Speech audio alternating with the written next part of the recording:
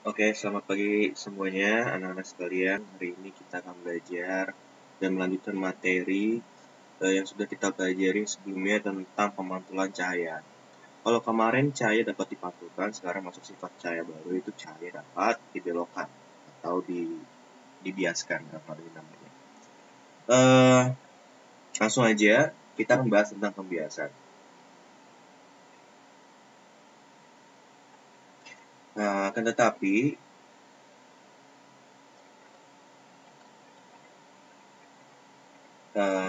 kita akan bahas dulu tentang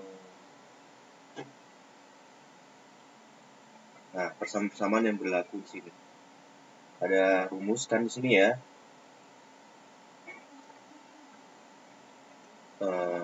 1 per F sama dengan 1 per S tambah 1 per S aksen yang sempat kita bahas pada materi sebelumnya. Kita harus pegang dulu ini. Ya, karena ini prinsip. Ini rumus umum yang sering digunakan pada saat kita belajar tentang pembiasaan cahaya. Nah, ini skip aja. Nah, langsung masuk ke pembiasaan cahaya. Oke, pada umumnya pembiasaan cahaya kan disebut sebagai pembelokan cahaya kan gitu ya. Nah, pembelokan cahaya ini misalkan ada cahaya yang masuk nih ke dalam permukaan, yang hijau ini katakanlah air ya. Masuk ke dalam permukaan air, kira-kira kalau seandainya dia tidak dibelokkan, jalur perlintasannya akan seperti ini, lurus, mengikuti garis putus-putus. Ya, mengikuti garis putus-putus. Tetapi karena dia melintasi sebuah medium yang berbeda, memiliki kerapatan jenis yang berbeda, bahwa air itu berdasarkan konsep mikroskopis, berdasarkan konsep zat dan wujudnya yang sempat kalian bahas pada materi kelas 7, air memiliki massa jenis yang lebih besar daripada massa jenis udara, sehingga otomatis kerapatan partikel atau zat penyusunnya akan lebih besar. Konsekuensinya, akibatnya adalah cahaya ketika menembus benda tersebut, dia akan terbiaskan atau terbelokkan. Nah, sekarang persoalannya dibelokkannya kemana? Nah, dibelokkannya ini mendekati garis normal. Apa itu garis normal? Garis normal adalah garis nih yang diberi tanda merah ini. Garis yang tegak lurus dengan bidang batas. Ya, tegak lurus itu membentuk siku-siku 90 derajat. Seperti itu. Inilah proses pembiasan pada umumnya, ya, pada umumnya. Masih belum pada lensa, karena lensa beda lagi. Nah, ini N1 itu nilai indeks bias pada udara biasa sama dengan 1. Kalau N2 ini indeks bias pada air ya, biasanya 4/3. Nah, dari indeks bias itu udah kelihatan ya, indeks bias nilai lebih besar daripada udara. Sehingga kerapatan jenis juga akan lebih besar, sehingga pembiasan atau membelokkannya juga akan diarahkan mendekati garis normal. Masuk ke mendekati garis normal itu kan harusnya lurus begini ya, tapi ternyata malah digeser ke arah sini gitu. Pak, bisa nggak kalau kerapatan lebih besar dia akan digeser makin mendekati garis? Bisa, bahkan bisa berimpit, bisa mendekati atau bahkan berimpit dengan garis normal ini. Jadi ke sini atau ke sini gitu. Ya, intinya kalau seandainya masuk jenis lebih besar, dia akan dibelokkan mendekati garis normal. Nah, semua pernyataan tersebut yang sudah saya jelaskan itu ternyata sudah dikemukakan oleh Snellius. Snellius adalah seorang ilmuwan. Snellius adalah seorang ilmuwan yang meneliti tentang pembiasan ini. Secara pembiasan juga adalah cahaya harus merambat melalui medium yang berbeda. Kalau nggak ada medium yang berbeda, nggak ada udara sama air, nggak ada udara sama kaca, air atau kaca, ataupun itu, nggak akan ada pembiasan. Ya, masuk, make sense kan ya? Cahaya merambat melalui medium yang berbeda.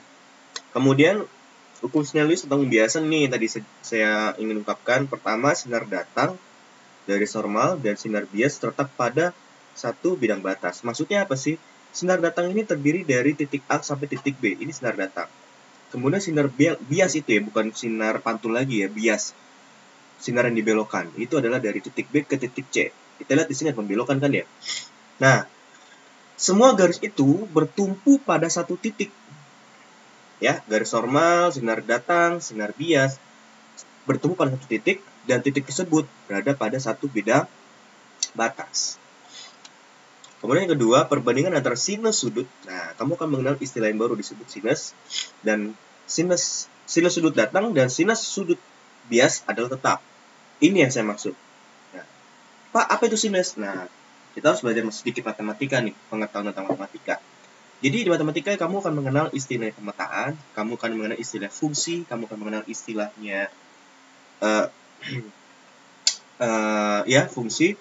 Nah di sini sinus itu merupakan salah satu dari 3 fungsi umum trigonometri, yaitu adalah sin, sinus, cosinus, dan tangen.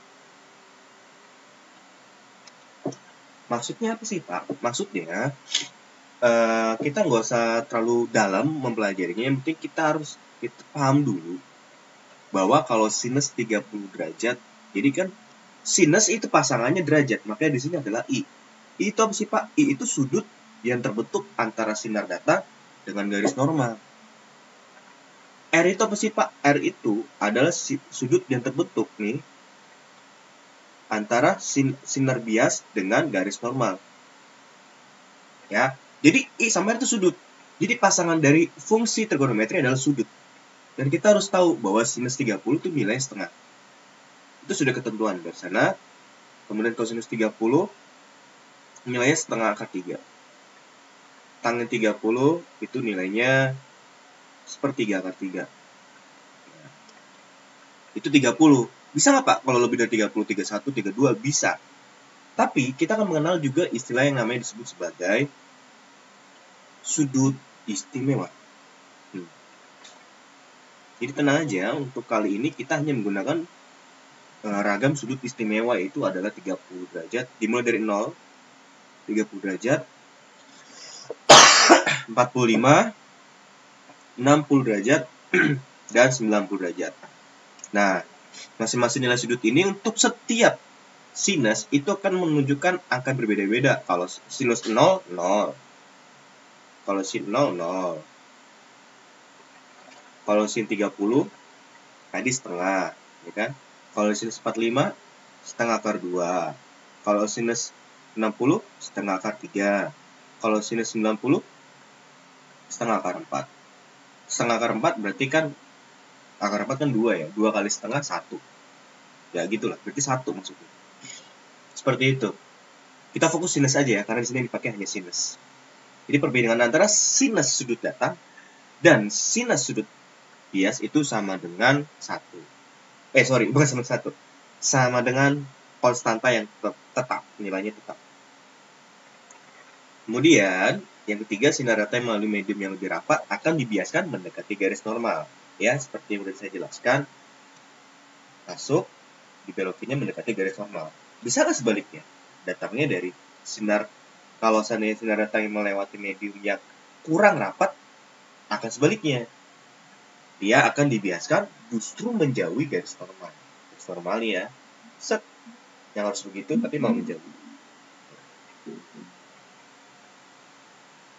Ini keterangannya.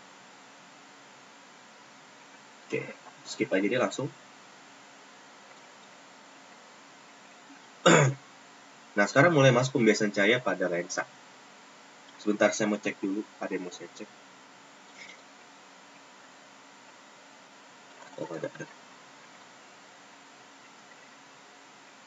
Nah, lensa tipis adalah benda bening yang tembus cahaya, membuat dua buah benda permukaan. Kalau seandainya pada cermin kemarin kan cuman kalau lensa cekung kan begini. Ini ada benda daerah sini, daerah benda ya. Ini cerminnya begini.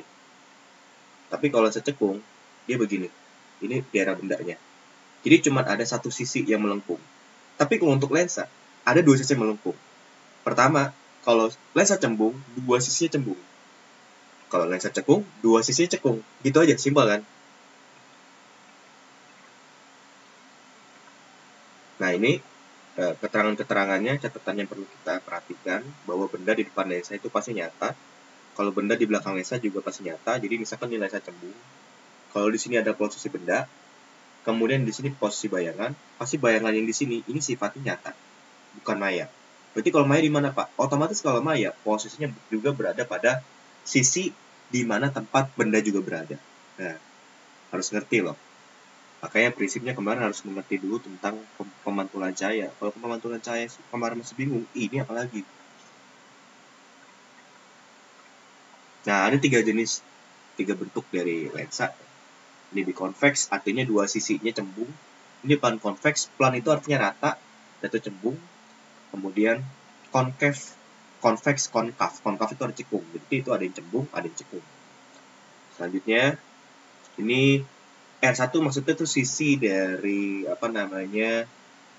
lengkung pertama, lengkung kedua itu nilainya positif-positif. Jadi kalau convex itu positif. Kalau seandainya plan itu nilai R-nya itu apa ya namanya? Jari-jari kelengkungan. Jadi kalau seandainya cermin datar atau yang bagian datar, plan itu ya, itu memiliki jari-jari kelengkungan itu yang tidak terhingga. Demikian seterusnya. Ini nggak terlalu penting sih, next aja ya. Oke. Sekarang mulai masuk pembahasan cahaya pada lensa cembung. Fokus lensa cembung ya. Ini akan mirip-mirip dengan cermin cekung yang pernah kita bahas. Ya, jadi kebalikannya. Kalau cermin cekung itu kan kita mengenal ada ruang 1, ruang 2, ruang 3. Kalau benda di ruang 1 bayangannya bagaimana, kalau benda di ruang 2 bayangannya bagaimana, kalau benda di ruang 3 bayangannya bagaimana. Sama, lensa cembung juga seperti itu. Sifat-sifat yang terbentuk, sifat-sifat bayangan yang terbentuk oleh lensa cembung itu sangat bergantung dari posisi benda. Ya, kalau benda di ruang 1 otomatis dia akan memiliki karakteristik atau sifat-sifat yang berbeda ketika bendanya di ruang 2. Ya, dalam hal ini ciri-ciri dari bayangannya. Nah, kita juga akan mengenal dulu strukturnya atau bisa dibilang di sini posisi-posisi ruangannya ya. Kalau kemarin posisi ruangan itu kan ada nomor 1, 2, 3, sampai 4. Kalau sekarang sama, tetapi dari 2 sisi. Kita melihatnya dari 2 sisi. Yang pertama dari sisi sebelah kiri. Dari sisi sebelah kiri di sini ada 1, sebentar. Di sini ada 1, ya kan? 2, 3, 4-nya di belakang lensa, ya, di sebelah kanannya. 4-nya di sini. Tapi kalau dilihat dari sisi sebelah kiri. Nah, kalau dilihat dari sisi sebelah kanan, satunya di sini 1, 2, 3, 4-nya di sebelah kiri. Jadi 4 itu dimulai dari 0 sampai kiri tak berhingga terus-menerus. Ya, termasuk kalau 4 yang angka ini, kalau ini kan Romawi, kalau ini angka biasa, dimulai dari sini sampai tak berhingga. Nah, ini akan berpengaruh pada penomoran ruang sama penomoran ruang benda dan penomoran ruang bayangan. Nah, sinar istimewa sama. Kalau cermin juga memiliki sinar istimewa yang mirip-mirip dengan lensa. Yang pertama adalah sinar datang sejajar sumbu utama dibiaskan melalui titik fokus. Kayak gimana sih? Kayak gini. Nah, ini ada kuning-kuning ya. Sinar datang sejajar sumbu utama ini. Sumbu utama yang ini. Ya. Dibiaskan melalui titik fokus. Kemana? Berarti dari sini, ya. Dibiaskan itu dibelokkan. Yang harusnya lurus, tapi malah membelok. Beloknya kemana? Ke titik fokus. Ke titik fokus F1 enggak. Karena kalau ke titik fokus F1 itu namanya cermin cekung. Ya enggak? Kalau cermin cekung kan dia sinar datang sejajar sumbu utama dia dipantulkan ke titik fokus. Dipantulkan, tapi di sini dibiaskan. Kalau dibiaskan berarti dia membeloknya menuju titik nih, F2. Nah. Get it? Lanjut, yang kedua, sinar datang melalui titik fokus dibiaskan sejajar sumbu utama. Maksudnya seperti apa? Seperti ini. Nih, ada sinar datang melalui titik fokus. Dibiaskan sejajar sumbu utama. Sumbu utama begini berarti yang sejajar dengan garis tersebut seperti ini. Ya. Yang ketiga, sinar datang melalui pusat sumbu optik ada di sini. Ini pusat sumbu optik, ya. Tidak dibiaskan, melainkan diteruskan. Nah, begitu. Tapi bisa juga dari sini ya. Ini kayak gini. Nah, ini juga bisa. Jadi dia tidak dibiaskan. Next. Sifatnya mengumpulkan sinar ya, di mana F dan R-nya bernilai positif. Pembentukan bayangan pada di ruang 1 untuk lensa cembung. Jadi kalau benda di ruang 1 kayak gimana sih bayangannya? Kayak gini. Dengan menerapkan prinsip-prinsip sinar istimewa, kita akan mendapatkan sifat bayangan seperti ini. Sinar datang sejajar sumbu utama dibiaskan masuk ke titik F2, ya. Harus ingat ya, untuk pembentukan bayangan pada cermin kemarin ini kita bahas bahwa garis sinar datang ini harus bersinggungan dengan puncak bendanya. Kalau saya tidak bersinggungan atau bahkan terpotong, kamu akan mendapatkan sifat bayangan yang salah. Jadi hati-hati. Jadi ini untuk sinar istimewa yang pertama kita gunakan. Kemudian sinar istimewa yang ketiga kita gunakan akan menghasilkan sifat bayangan seperti ini. Nah, jadi perpanjangan sinar pantul dari sinar istimewa yang pertama sama pemanjangan dari sinar pantul dari sinar istimewa pertama akan terbentuk perpotongan sinar di sini, maka bayangan pun akan terbentuk di situ yang sifatnya adalah maya, tegak, diperbesar, dan di ruang 4. Jadi khusus penomoran Romawi itu untuk menandai nomor ruang bayangan. Pak, misalkan kalau bendanya di sini, bayangannya di sini bagaimana, Pak? Kalau bayangan di sini di ruang 4? Bukan, karena 4 angka ini hanya digunakan untuk benda. Ya. Jadi kita menamakan nomor ruang bayangan ketika bayangan di sini berarti di ruang 1. Kalau bayangan di sini berarti dia di ruang 2. Kalau bayangan di sini berarti benda di ruang 3, seperti itu. Next. Sekarang kalau benda di ruang 2 bagaimana? Kayak gini. Kayak gitu. Dan begitu, perpotongan ada di sini. Maka benda akan, ya sifatnya nyata, terbalik dan diperbesar. Dan benda di ruang 3 Romawi. Lanjut.